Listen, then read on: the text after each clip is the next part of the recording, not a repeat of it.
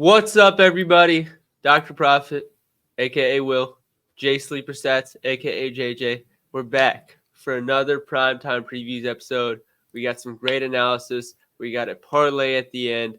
We're finally going to hit one of these. I'm tired of missing by one leg. I actually am starting to lose sleep. We cannot do it again. So we crafted probably the best one that you're going to see for Sunday Night Football. We got Falcons. We got Chiefs. Let's get into it.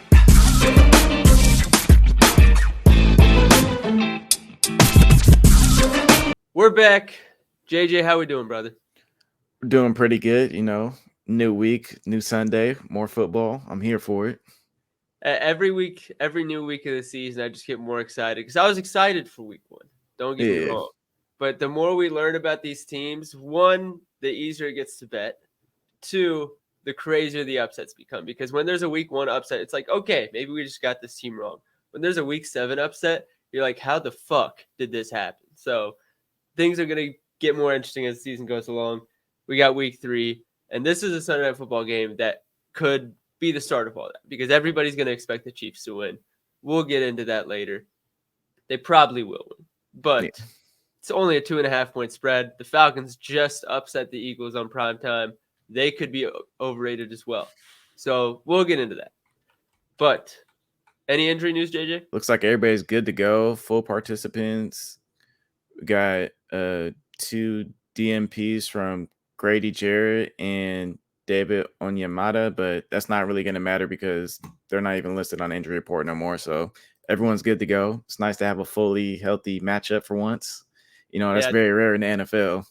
Going to be one of our few videos that actually happens. So yeah, let's get into the actual football of everything. And we'll start on the Falcons side of the ball because the Chiefs are going to run a lot of too high. Their run defense has been really bad. So the two glaring areas that we look at are obviously Bijan Robinson. We're going to look at Bijan Robinson even when the matchup isn't good, but this one actually is. And the best receiver for the Falcons so far against too high, has been Ray McLeod. That's 4 targets. As far as yards, JJ, the man that you are in love with this season, Darnell Mooney, what you got for Darnell? Yeah, Darnell's going to be working a lot from the outside. Ray's going to be the slot guy, but, Mooney, he's been pretty good separating. I mean, it may not be crazy like on paper, but on film, like the guy is just open. So even though it's going to be too high, they're still going to throw some shots downfield for him. He's just been that go-to guy, even though it should be more of a Ray type of game because of the too high. He's going to work across the middle. But, I mean, you can't count out Darnell Mooney, even though he had like a bad season last year with the Bears. But he's still that guy, in my opinion. He's very underrated. And, I mean, last week we saw that big touchdown against CJ, him talking all that mess against him, and Ray trying to snatch that mouthpiece. But, he's just going to have to do it again and repeat against another secondary that's probably going to be pretty good this year again. Oh, dude, Kirk loves him. Like, I'm as an individual, I'm high on Darnell Mooney with you. I'm right there. I love him. I know the Bears did him wrong. I did not think coming out of the gate, new teams for both of them, that Kirk Cousins was going to be like, yeah, Darnell Mooney, if I ever am not 100% sure where to throw this ball, I'm just going to throw it to Darnell Mooney. It's been refreshing because everybody wants – there's not a single person I know that's like, oh, I don't like Darnell Mooney. I don't want him to succeed. Everybody loves the guy. So it's refreshing. I think it hasn't connected as much as we've wanted so far this season. I think most people have wanted.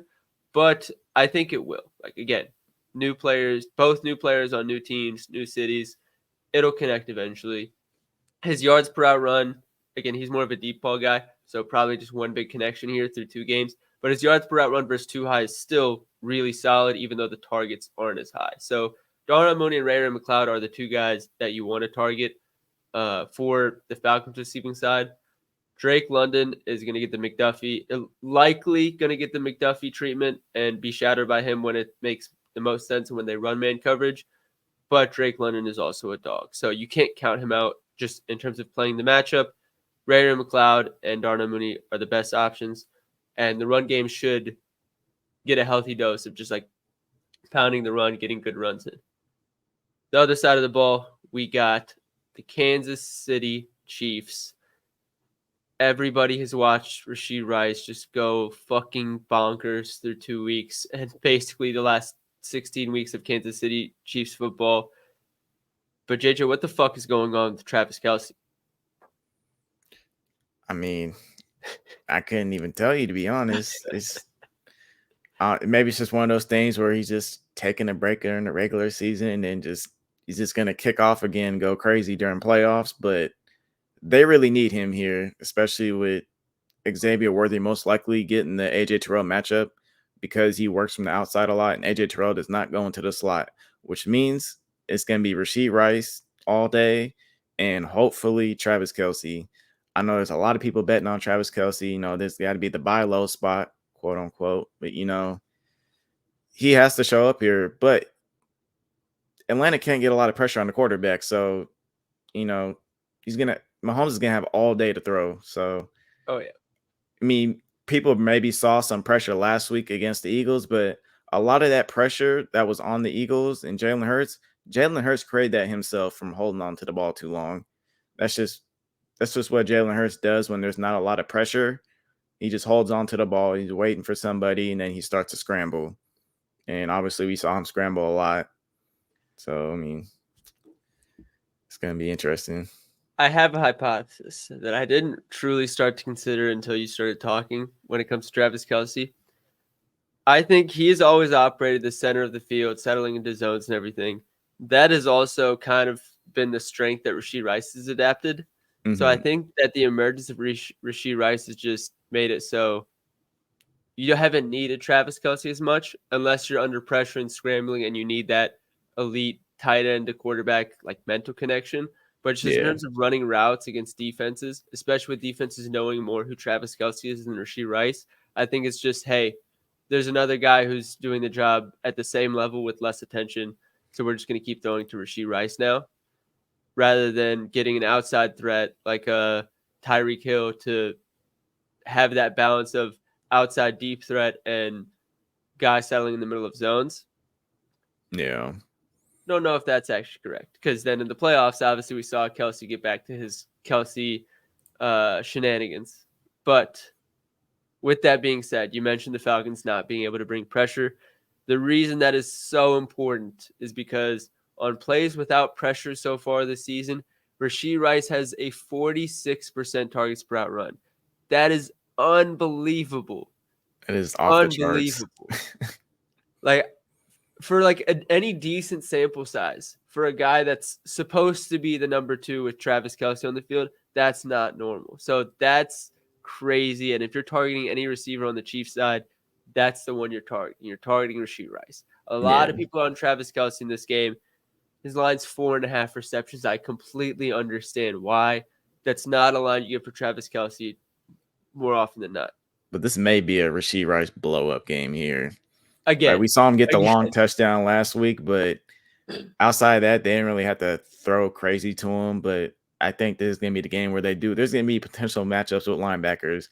That's why I was targeting Devontae Smith last week, but he did end up playing more outside just because with their the personnel that they have without AJ Brown. So I think it was 18 snaps on the outside versus 11 on the inside on dropbacks. So Rashee Rice, you're not going to worry about him going out wide. That's going to be probably going to put Juju Smith-Schuster out there, Justin Watson or Xavier Worthy. It's going to be a mix of those guys. Rashee Rice is barely going to come off the field. If they get him in motion and Falcons are mostly going to run zone, he's probably going to match up with a linebacker.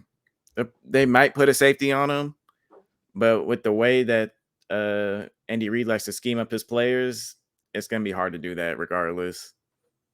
Just to break down the numbers a little bit more, between Rashee Rice, Xavier Worthy, and Travis Kelce against snaps where the quarterback isn't pressured, Rashee Rice and Xavier Worthy actually have a higher route participation, 70% and 60% compared to Kelce's 55%.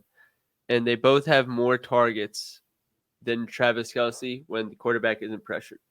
13 targets and 28 routes for Rashee Rice. Again, that's not like that is a crazy stat.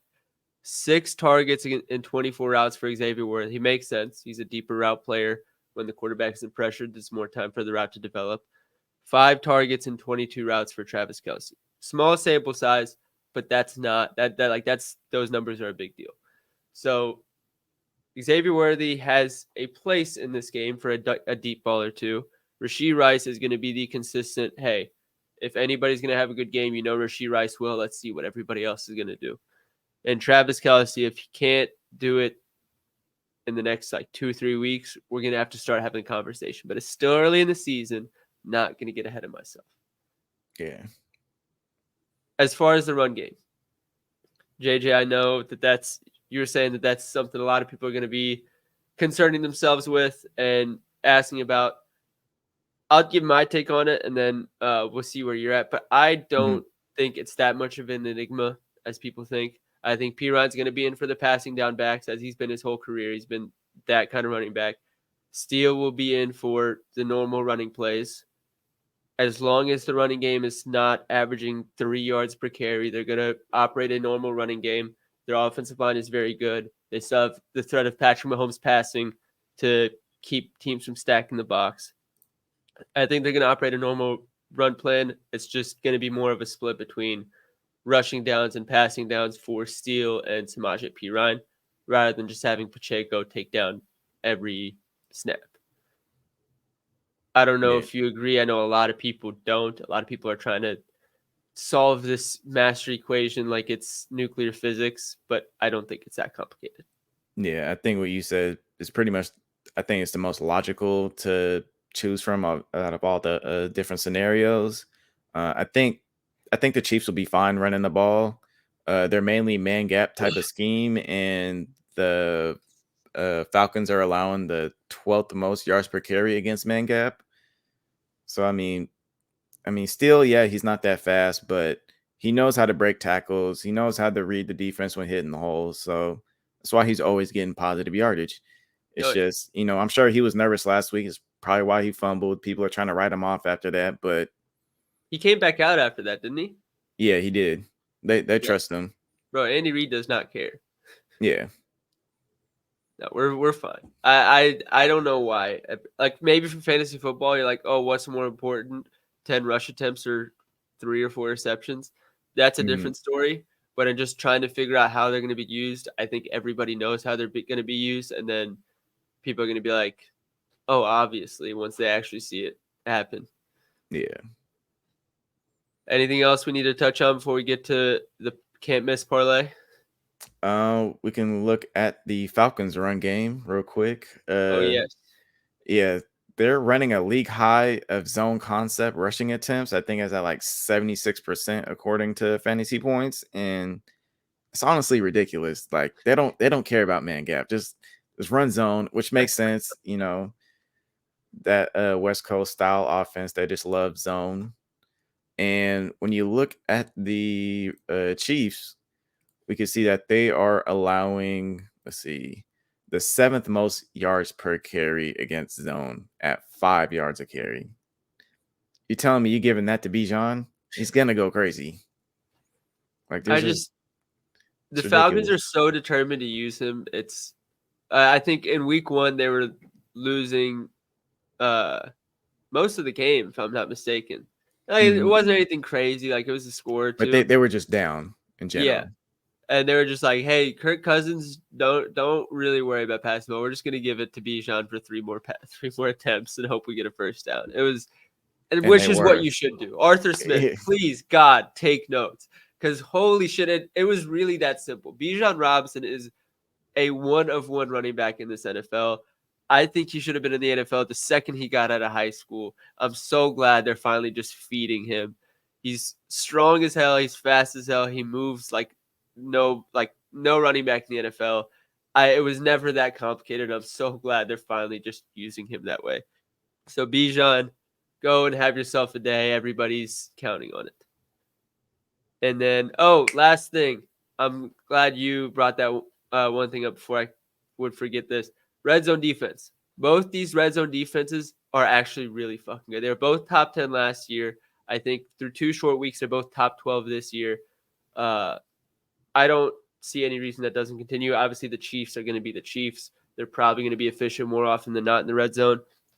But the Falcons are also very good in the red zone. All it takes is one red zone conversion or not to change the scope of a game. And the over-under in this game is 46.5. We're expecting both teams to be able to run the ball. It'll slow the game down a little bit. Falcons are going to want to keep everything in front of them. That's what every team wants to do against Mahomes. And the Falcons are not really a team that's going to go and sling multiple 30-yard passes in the same possession. So I think this game is going to slow down. I think 46.5 is a little too high. I'm personally not playing the under, but I think it makes a lot of sense for people that are wondering what side of the game total to play. Now let's get to the parlay. Yes, the moment All right. everybody's been waiting for. No more one leg misses. Please. I don't know what we did to the gambling gods, but I'm tired of it. Kansas City money line. We picked the Falcons money line in last game. And we can also confidently say the Falcons did not earn that win. The Eagles gave it to them. So let's not act like the Falcons are suddenly this playoff contender that we're like, oh, maybe they can make the sleeper in the playoffs. It's not happening, at least not as currently constructed. Kansas City should not. It's like minus 160. They should be like minus 300. Kansas City money line. That's the first leg. We're not going to overthink it. The next one. We just spent like 10 minutes of this episode drooling over Bijan Robinson in this matchup. We're going to take him for a simple 50 yards. Simple 50. Like, that's not complicated for him. He's going to get the ball 20 times. I hope to God he can get 2.5 yards per carry. Bijan Robinson, 50 yards, no big deal. And the only other player we've been gushing about in this video, Rashee Rice, he's going to get 5 receptions. If he might get 5 receptions on the first drive, if we're being honest. He might get 5 receptions in the first quarter. It's not going to happen. He might get 5 receptions in the fourth quarter alone. We just need 5 receptions for the full game. So lock those in. It's plus 178 on FanDuel without the 50% boost. We're putting a full unit on it with the 50% boost. I think it was plus 266. Cash it in. We'll see you guys after this cashes for the Monday Night Football video. So make sure you like, make sure you subscribe, make sure you follow me and JJ on Twitter. Accounts are at the bottom. JJ, appreciate you as always. Your analysis, I know everybody knows is sharp as hell. So thank you as always for being on this. Of course. And we'll see you guys on the next show. It's happening. It's happening. It's got to. All right. Take care, everybody.